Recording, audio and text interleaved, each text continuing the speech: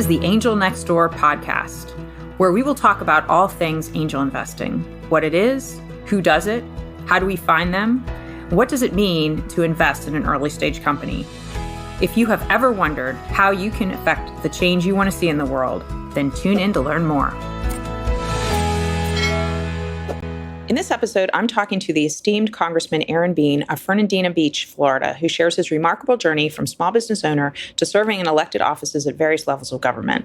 Congressman Bean's story is both inspiring and insightful as he discusses his experiences as a city commissioner, mayor, and now a member of the U.S. House of Representatives. You will be captivated as he shares his passion for public service, the challenges faced in politics, and his unwavering commitment to supporting small businesses and entrepreneurs. Enjoy the show.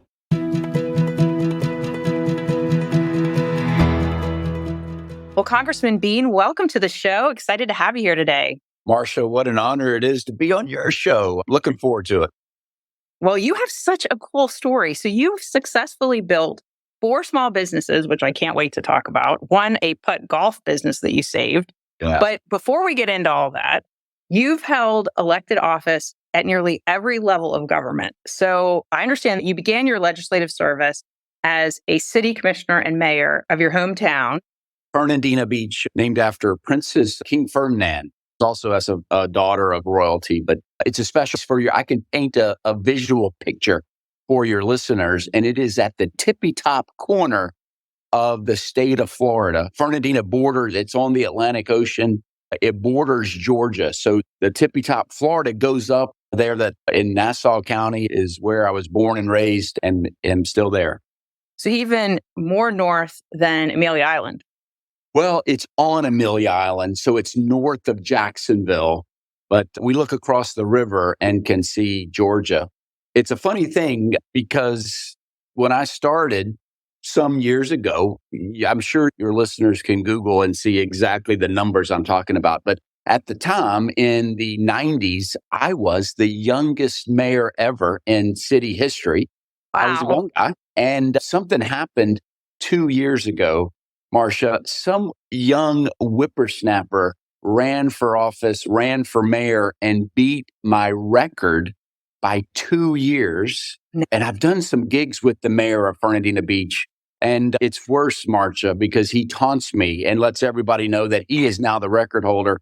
And Marcia, we couldn't be more proud of him. He's our son. So my son is now the mayor. He just turned 30. So he beat my record by 2 years. That is amazing. Really proud of him. And it's fun to watch you wouldn't normally watch city commission meetings, but just to watch him run the meetings. And it's tough out there. Boy, I didn't have social media to worry about back in the day, but he does. And yeah, it's that's a lot going on. But yeah, nevertheless, it's good. He is also, when we talk about businesses, he has also stepped up and has taken over some of the businesses that I've done, as well as we've launched in a new direction for this Congress thing. That's amazing. Okay, so you were the mayor, then you became Florida House of Representatives. Now you're in the U.S. House of Representatives. So tell us all about how that came about. Right. No, I had a chance leaving Fernandina Beach City Commission. There was a seat opening up in the Florida House of Representatives. Everybody said, Marcia, there's no way Aaron Bean can win. He's a nice guy, but he just can't win. The numbers don't favor him. So in 2000, I was a Republican, still am. The numbers back then, it was 60% Democrat. The seat that I ran for, it was 5 counties, 60%, 30% Republican, 10% independent.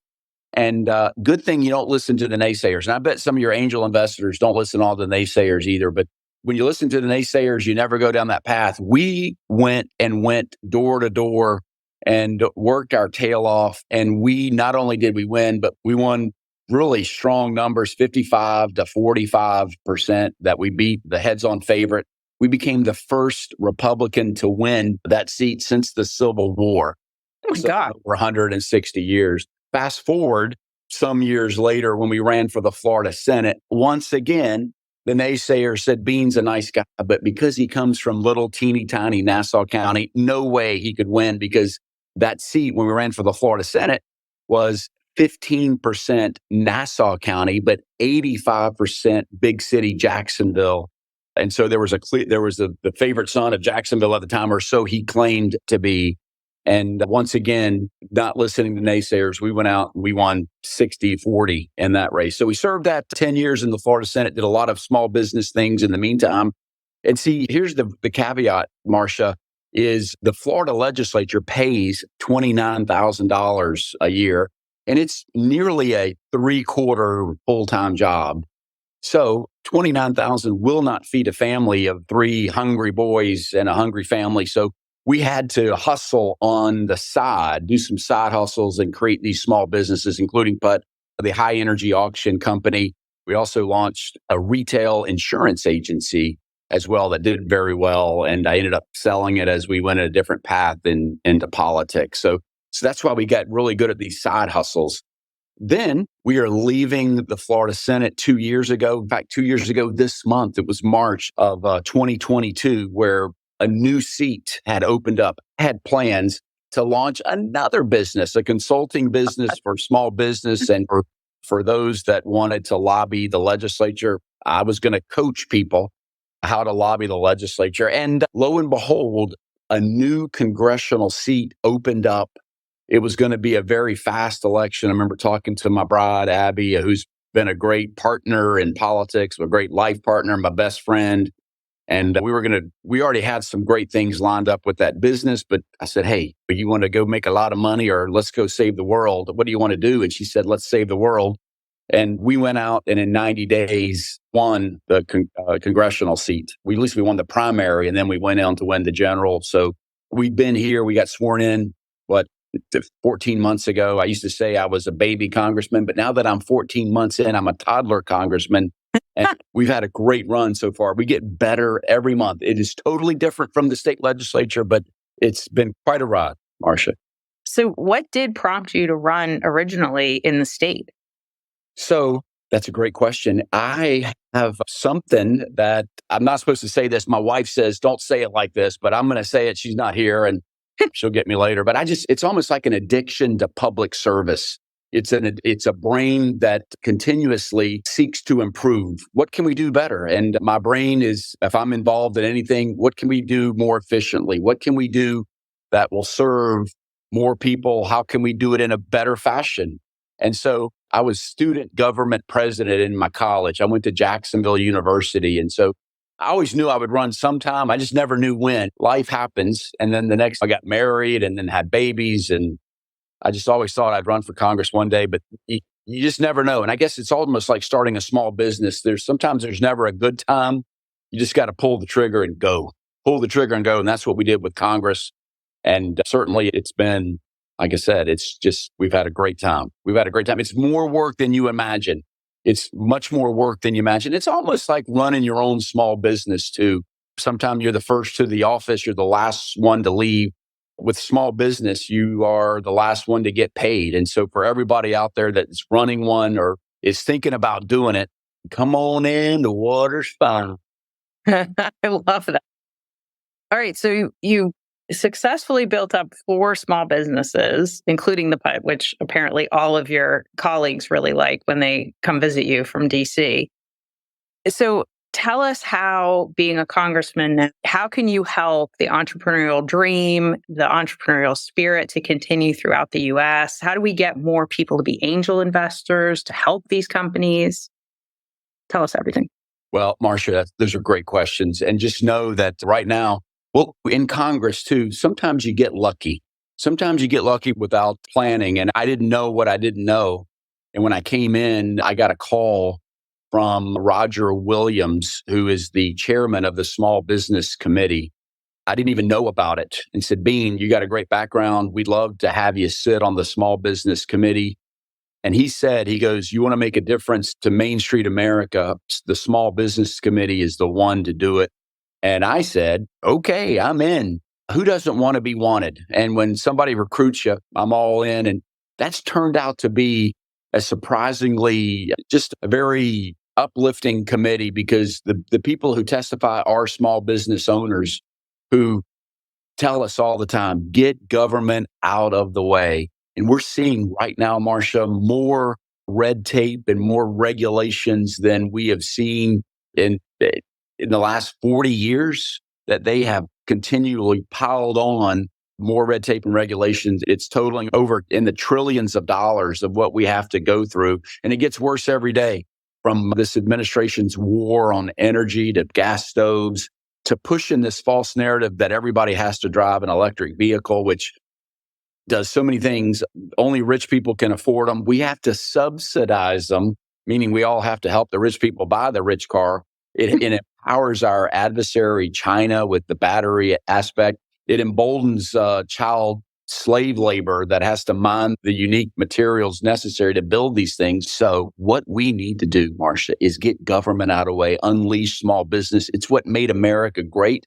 It's what continues to put America on top with our innovation and technology. And boy, when you unleash the entrepreneurial spirit of Americans, there is no limit to what they can do. That's why I love watching Shark Tank. I love watching what's new, what's next. I love watching the sharks when they know a good idea to let them fight over it. That's exciting. That's what has made America truly great. And if we are not watching it, if we're not careful, then we're going to snuff out that American spirit, and America will become less safe, less secure, less enjoyable. Our quality of life is based on what small business can do. I completely agree with that. And I love what you're saying about this entrepreneurial spirit across America. And I would love to see more people actually getting into the game of becoming we call them dolphins, not necessarily sharks, because us little angel investors, we're trying to help at the earliest of stages, and we're trying to give the mentorship as well as the capital. But what are some of the things that would have to happen where government could get out of the way to help there be more people who would want to invest in the changes that they want to see in the world? Well, let me tell you, Marcia, I was a banker. I ran a bank for 11 years. I worked with a small regional bank in the Southeast for 13 years, 11 of which I was city president. I made loans. And let me tell you, for the investors, for the dolphins, for angels, you can beat a bank silly because you can do it faster, quicker. And for many instances, we heard from some venture capitalists that say, and the people running them, that it's been so hard to deal with banks lately. And it's also because the banks are getting their hands tied by regulations too, of things they have to ask for, which I think is none of their business, that they had to ask for on behalf of the government as well. So these are things that create a great opportunity for private investors to step in and to give the lifeblood to these businesses and people with an idea.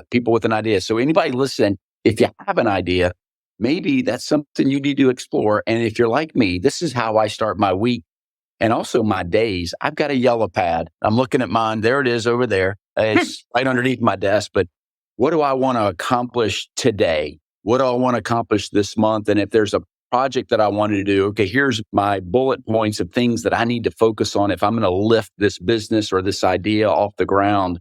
And it should start with, how are we going to have capital? How are we going to get it financed? And for anybody listening, boy, a private investor certainly would beat the pants and off some of these big banks that just are, in many instances, just take way too long. Yes, to make decisions, for sure. So I sit on the SEC's Small Business Capital Formation Committee, Advisory Committee, and we talk a lot and have talked a lot, and especially in the last couple of months, about the accredited investor definition and how if it starts to be restricted too much by putting too many limitations on it, we will limit the number of people that we could actually have to be angel investors. But we've proposed, or we're proposing to the commission right now, that we would like to see a level of sophistication that would include an educational component. And I think that could be amazing to help people learn a little bit more about what they can do. Because I talk to people all the time, and some people don't have the financial means to help an early stage company, but they certainly have expertise or mentorship that they could. And then I meet other people who have a lot of wealth and could help, but they just don't even know where to get started or how to do that. So what are your thoughts on all that? No, jump in. I know we had a handful of folks when I was in the bank. We referred people to SCORE, which is retired executives, business executives that would volunteer to help. We had in Florida, we have the small business development centers. located at state universities that also would help review and help write business plans to give people how to shape their ideas and to really put pen to paper, pen to your notepad of what it would take and what you need to do. So any and all of the above, there may not be one specific method that meets the help that some small business needs if you have an idea or a thought to go forward. But I worry, you've already mentioned it, there goes Biden again. There they go again, wanting to change the definition of what an accreditation investor is, an accredited investor. So there you go again. Their decision making and rule changes. See, the thing is, we never voted for this. We never voted this. And it's these executive orders and rules that the administration just makes up out of the blue to change really have a drastic effect on our economy, which is devastating. So we need to, I just think we need to, I know we're not supposed to talk politics here, but boy, do we need new leadership in the White House, the executive committee that we battle every day, just them making up rules that really make life harder for Americans and make our country less safe. And I'm fresh from a briefing on the border, and that's gotten me fired up because of how dangerous it is and what we've allowed into our country unchecked. So all being said, Marcia, we need entrepreneurs to pursue their dreams and we need investors to help them. Absolutely. So speaking of elections and it being an election year, and you're going to be running to keep your seat as an incumbent with so much outside noise, what is the message you're hoping to get across and what are some of the things you're hoping to accomplish? Well, yeah, getting reelected is in the back of my mind, but I have a theory that if you're a member of Congress and you're doing your job, if you're engaged, if you'll let me show your calendar and I can show you mine, we are visible, we're engaged, we're accessible, we're transparent, we're trying to be out there. I think if you're doing your job, then your likelihood of success is really high, really high. I tell people with my race, I'll just outwork anybody that wants to jump in and go toe to toe. People say, oh, there needs to be longer terms. And our founding fathers had it right, 2 years. It's part of the deal. It's what I signed up for every 2 years. But you know what? I do have an opponent this fall. And of course, qualifying changes. So it could change. There could be more people getting in, which is fine. Let's have a debate. Let's remember we talked about what's best of going forward. But I wanted to be a congressman that my district would be proud of, a congressman that was accessible. We've got 3 offices now in 3 counties. Every county that I serve has an office, and we're there to answer phones. And I tell my team the whole time, when they're nice to people, I'm nice to people. When they drop the ball, then I've dropped the ball. So we don't want to drop the ball. We want to serve the people that put us there. Because if we don't, they're going to get somebody, Marcia, that will. Yeah, absolutely. Well, I absolutely love the way that you do your goal setting with your yellow pad, because honestly, with all the technology that we have nowadays, sometimes the yellow pad is just the best technology you can get. Right. So if we look ahead into the future, 5 years from now, what are some of the things that you will have hoped to accomplish? Well, there are 2 things that will destroy our country from within if we don't make changes now. One is our border. We've kind of already talked about that. We have to have somebody that's willing to defend and shut our border down. We don't have that person in the White House right now. So I've got somebody in mind that is perfect for the job that we'll talk about on a future podcast.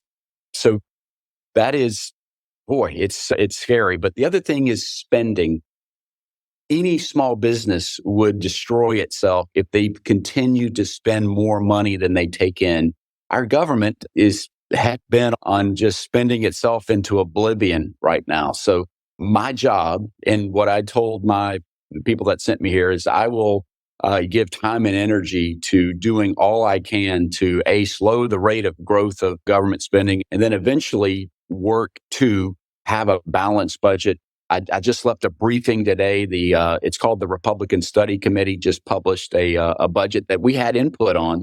And we actually gave input of thoughts and ideas, particularly what works in Florida, to add to that budget. They printed a budget that in 7 years balances and checks in 7 years. And it's taken us over 28 years to get into $34 trillion in debt. And it's faster and faster in debt every year. So it takes us a little while to get out. But when we are strong, when we have money to go forward, then we can solve problems. If you've got money, you can solve problems. But if you don't have money, it's hard to solve those problems. And Marcia, they say on the airline, put your own mask on first before helping others. They know if you pass out trying to help everybody else, you don't have the resources. And so we need to take care of ourselves first, make sure that our budget balances first, and before helping people around the world and other things. So that's the message I'm trying to do. That's what I want to accomplish in the United States Congress.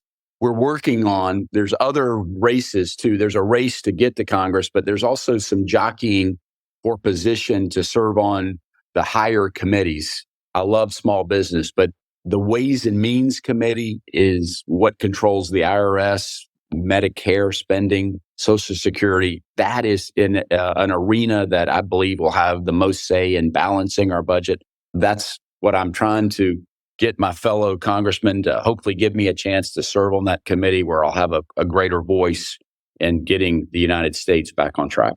Well, I love all that, and that sounds amazing. And we are lucky to have you in Congress. So, Congressman Bean, thank you so much for being with us today. Really appreciate you being here. Marcia, you have got it going on. I'm just delighted you spent a few time with me. Hopefully you'll be in D.C. sometime soon. I didn't tell you, I'm coming to you live from the Longworth House Office Building, right across the street from our nation's capital. I was just there a few minutes ago. We voted on some things. We're about to go in an hour. They'll ring the bells again. We'll go vote again. And so it's an exciting place. And I just appreciate you taking an interest in it. If we don't take an interest in it, folks, then our government, tell you what, our government does so much better when they know that you're watching, you're listening. And for anybody associated with a small business, we need you to jump in the ring, help protect us. Absolutely. Well, thank you.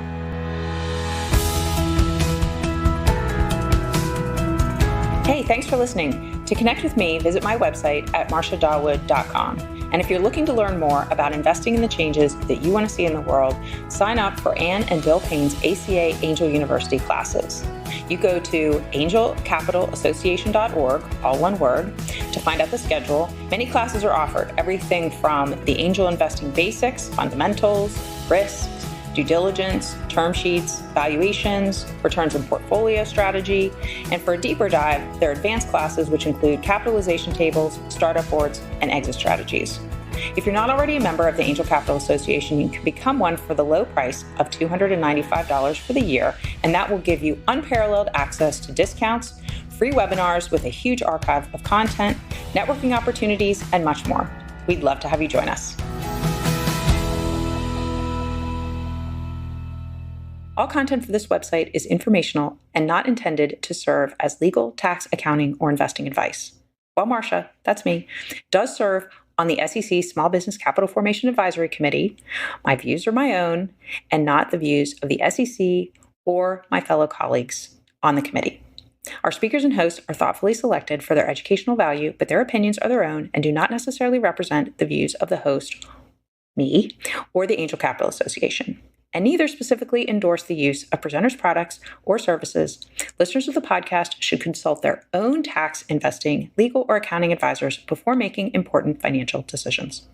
All warranties, including accuracy, completeness, and suitability for specific purpose, are disclaimed.